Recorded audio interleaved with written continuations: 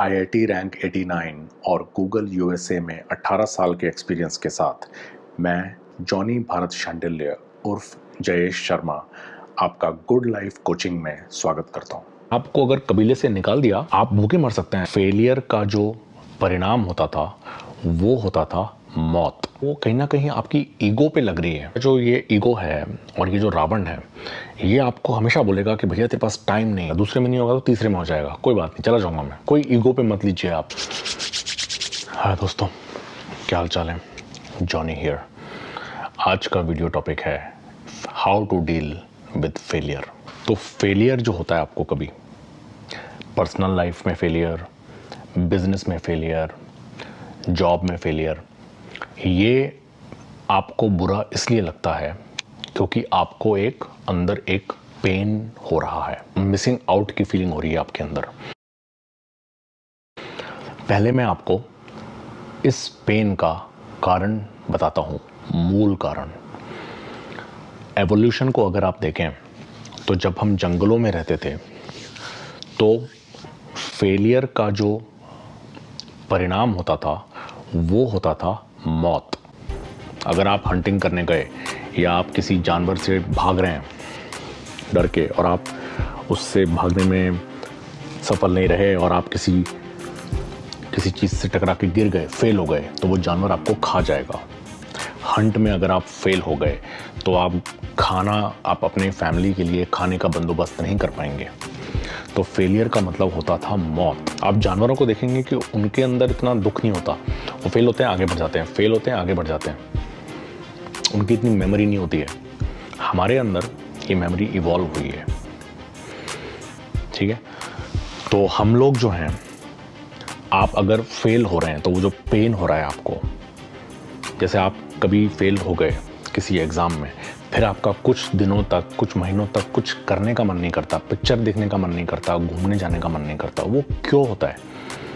वो इसलिए होता है कि आपकी बॉडी आपको फीडबैक दे रही है कि कुछ तो कमी है आपके अंदर।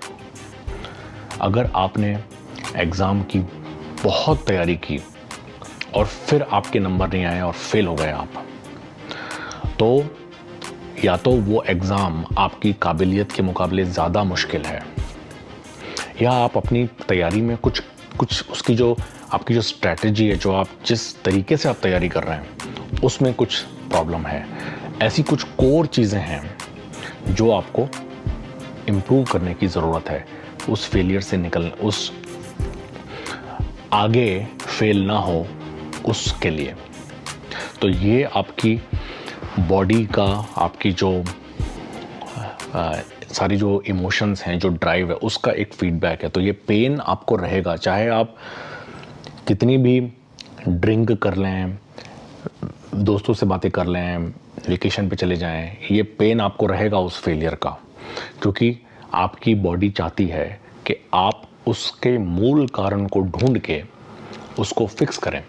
और टिपिकली जितना ज़्यादा बड़ा फेलियर होता है उतने ज़्यादा समय तक ये पेन रहता है, डिप्रेशन रहता है, क्योंकि उतनी ही ज़्यादा आपको सोचना है उसके मूल कारण के बारे में। और टिपिकली ये जो कारण होते हैं, ये जो फिक्स करनी होती हैं कोर प्रॉब्लम्स, इनमें बड़ा समय लगता है, ये आसान नहीं होते। ये ऐसा नहीं है कि आपने 5-6 दिन मेहनत करके उसको फिक्स कर दिया। एक और चीज़ ये होती है कि अगर आप फेल हो रहे हैं या फेल हुए हैं, आप कोई बड़ा फेलियर हुआ है आपको, इसका मतलब ये होता है कि आप कोई अपने कंफर्ट जोन से निकल के कुछ ट्राई कर रहे हैं, कुछ बड़ी चीज़ ट्राई कर रहे हैं जो कि आसान नहीं है आज के समय में आपके लिए। उसको करना आसान नहीं है वो। तो ये काफ़ी पॉजिटिव चीज़ है। अगर आप अपने कंफर्ट जोन से बाहर निकल रहे हैं, कुछ डिफ़िकल्ट चीज़ों की तरफ बढ़ रहे हैं और उसमें फेल हो रहे हैं, ये पेन आपको आपकी स्किल सेट को इम्प्रूव करेगा, क्योंकि आपके कंफर्ट जोन से बाहर है। 1 साल बाद हो सकता है आपके स्किल सेट, आपकी नॉलेज उस लेवल तक पहुंच जाए कि आप उसमें सक्सेसफुल हो जाएं। तो उस केस में आप डिसाइड कीजिए, आप देखिए कि यार ये टफ़ था क्या मेरे लिए, ये टफ़ था क्या। जैसे अगर आप सपोज़ कीजिए 11-12 में हैं और आईआईटी के एग्ज़ाम की तैयारी कर रहे हैं, उसमें आप फेल हो गए, आपका हुआ नहीं, तो यार आईआईटी का एग्ज़ाम आपको मालूम है कि बहुत ही टफ होता है, बहुत टफ क्वेश्चन पेपर होता है और बहुत कम सीट्स होती हैं, तो उसमें फेल होना कोई फेल होना नहीं है, ठीक है। कई बार हम लोग कुछ चीज़ें ट्राई नहीं करते हैं, तो हमको लगता है कि हम इसको ट्राई करेंगे तो फेल हो जाएंगे। तो जो फेल जो आप हो रहे हैं ना, तो पेन जो हो रहा है वो कहीं ना कहीं आपकी ईगो पे लग रही है, क्योंकि ईगो जो है आपकी है उस पे हर्ट होता है कि यार मैं फेल हो गया, और आप खुद अपनी नज़रों में गिर जा रहे हैं, और आपको ये भी होता है कि यार दूसरे क्या सोचेंगे।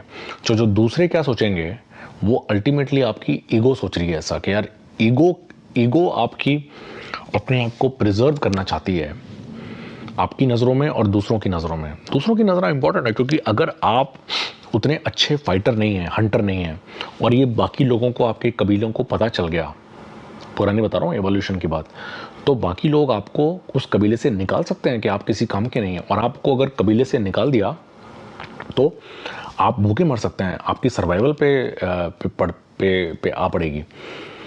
आपको हो सकता है कि मीटिंग करने के लिए कोई ऑपोजिट सेक्स की औरतें भी नहीं मिलेंगी कि यार ये आदमी तो एकदम अच्छा हंटर ही नहीं है। तो इसलिए सोशल स्टेटस बहुत इंपॉर्टेंट होता है, क्योंकि सोशल स्टेटस होता है तो आपको अपॉर्चुनिटीज़ मिलती हैं जॉब की, और आपको मीटिंग अपॉर्चुनिटीज़ मिलती हैं प्रोक्रिएशन के लिए। तो इसीलिए हमारे अंदर ये ईगो इवॉल्व हुई है।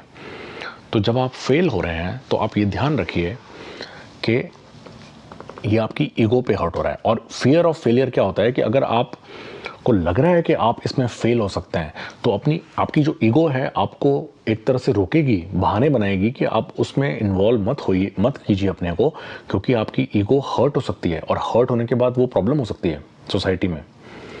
तो इसलिए कई बार आप रिस्क लेते नहीं हैं कि आपकी ईगो आपके साथ खेल रही है उस केस में।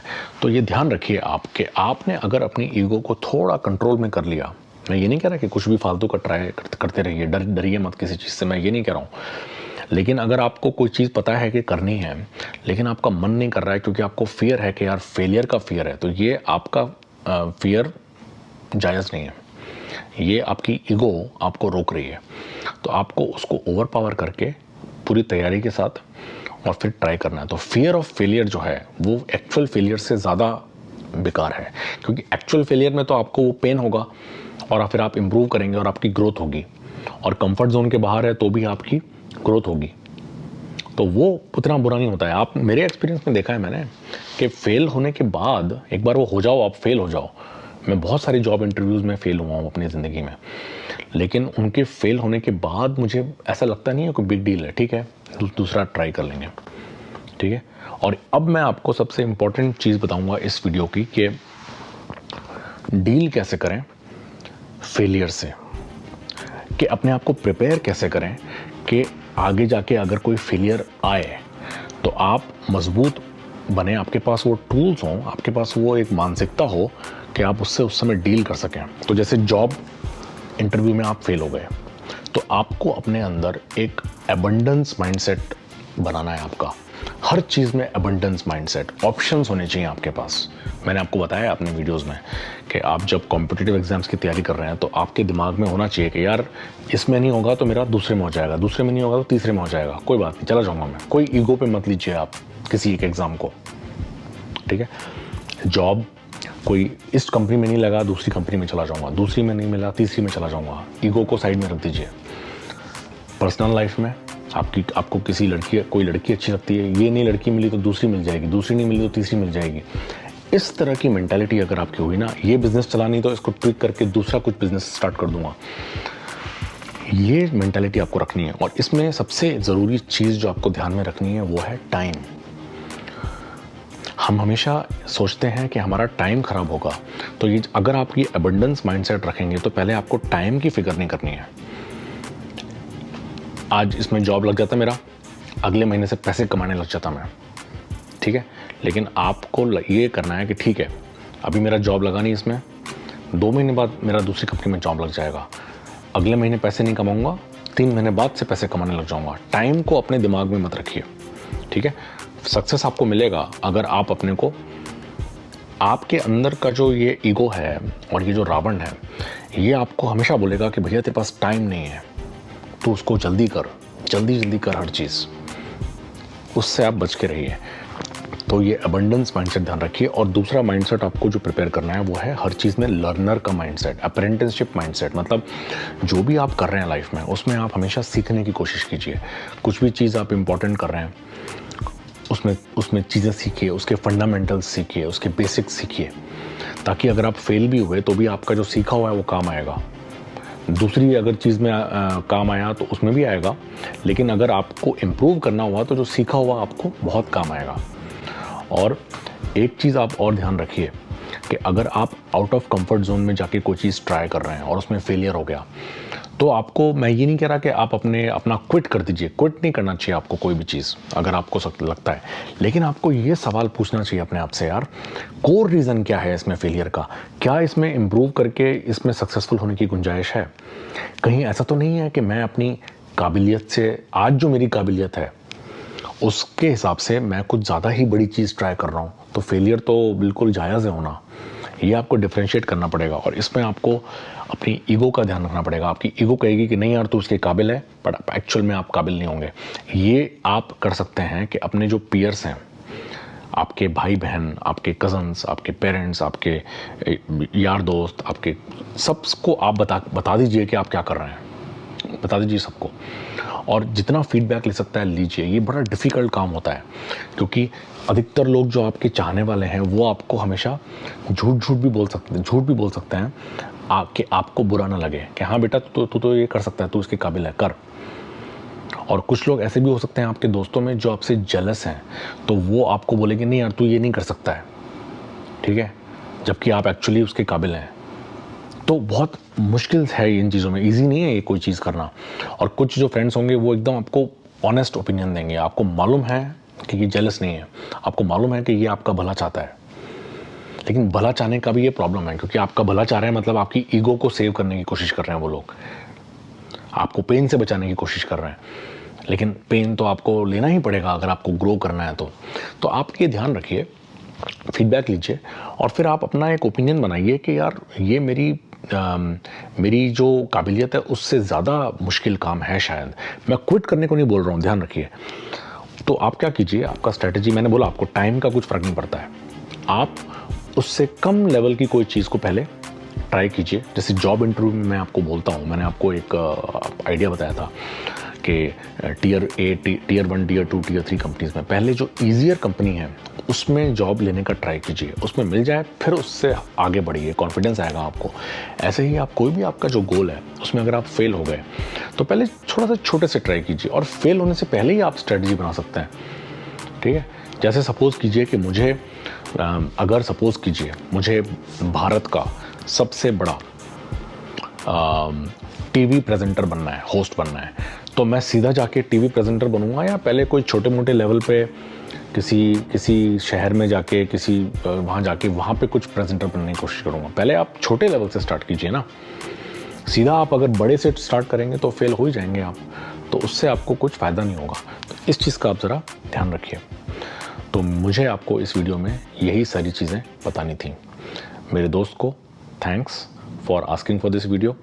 और आप मुझसे कुछ भी वीडियो, जो भी आपको टॉपिक पे मुझसे पूछना है, कुछ मेरा पर्सपेक्टिव जानना है मेरे एक्सपीरियंसेस के बेसिस पे, आप मुझे कमेंट्स में या ईमेल पे johnny.bharatchandeliya@gmail.com उन पे आप मुझे एक छोटा सा ईमेल लिख दीजिए कि बॉस ये चीज़ हमको आपसे जाननी है। और मुझे कई सारे रिक्वेस्ट आती हैं ऑलरेडी, और मेरे कई सारे वीडियोस रिक्वेस्ट के बेसिस पे ही बनते हैं। लेकिन आप मुझे कोई भी प्रॉब्लम लाइफ की पूछ सकते हैं, कोई भी प्रॉब्लम, क्योंकि मैंने हर तरह की प्रॉब्लम करीब करीब हर तरह की प्रॉब्लम को बहुत डीपली एनालाइज किया है अपनी 40 साल की ज़िंदगी में, ठीक है। आज के लिए इतना ही, बाय।